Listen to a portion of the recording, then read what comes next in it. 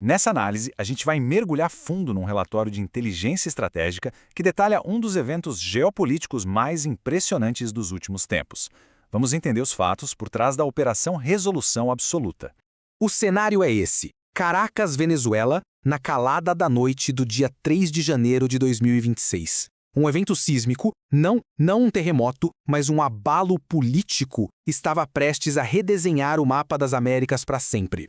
E foi com essas palavras aí que o presidente dos Estados Unidos resumiu os momentos finais de uma operação militar de altíssimo risco, a captura do presidente venezuelano Nicolás Maduro.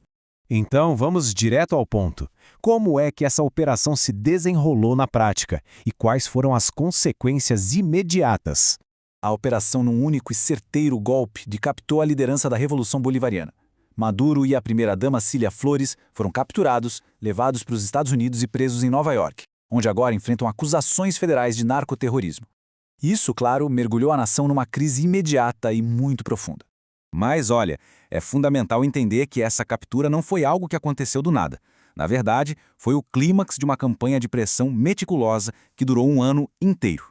Se a gente olhar para a linha do tempo, dá para ver claramente essa escalada em 2025. Começou com a Operação Lança do Sul, que mudou o jogo de sanções passivas para ações de interdição no Caribe. Em setembro, a coisa ficou séria, com ataques a embarcações suspeitas que deixaram mais de 115 mortos. No fim do ano veio o próximo passo: a CIA usando drones em ataques diretos em solo venezuelano pela primeira vez. E, nesse meio tempo, vários ultimatos oferecendo exílio a Maduro foram enviados e todos rejeitados. Ou seja, foi uma escalada sistemática, né? Da pressão naval para o uso de força letal, tudo sobre a justificativa oficial de combate ao narcotráfico.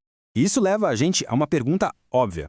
Como exatamente uma operação tão complexa e tão audaciosa foi de fato executada?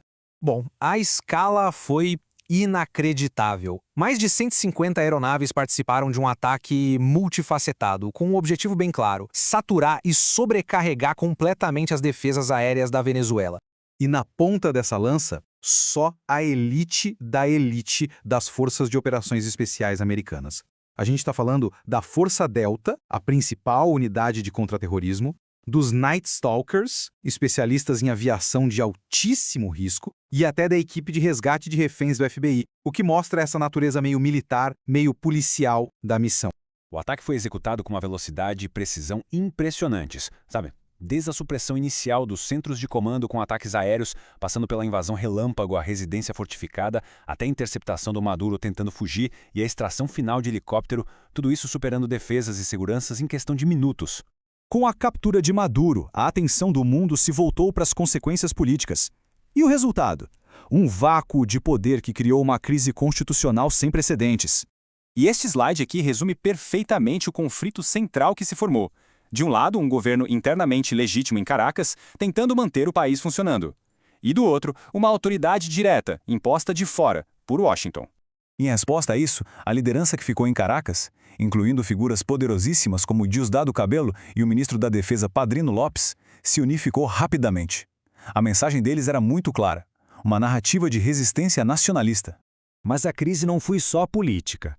A operação desencadeou um verdadeiro terremoto econômico nos mercados globais, e de forma imediata. Foi impressionante. A dívida venezuelana, que antes era considerada praticamente sem valor, virou da noite para o dia um dos ativos mais quentes do planeta. Especuladores correram para comprar, apostando num futuro resgate financeiro liderado pelos Estados Unidos. Mas o maior prêmio de todos, claro, é o petróleo.